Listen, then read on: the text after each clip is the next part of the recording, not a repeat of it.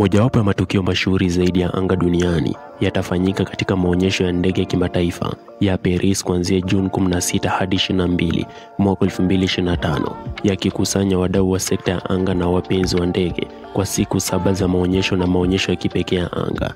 Yanajulikana kitaifa kama Salon International d'Aeronautique d'Espace.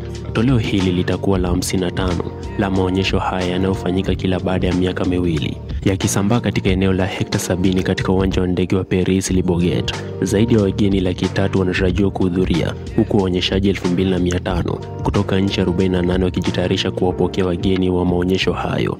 Wawakilishi kutoka sekta za anga za kiraia, ulinzi na anga za mbali wote watakuwepo, huku kampuni zikionyesha ubunifu wao wa kisasa na teknolojia za kisasa zaidi.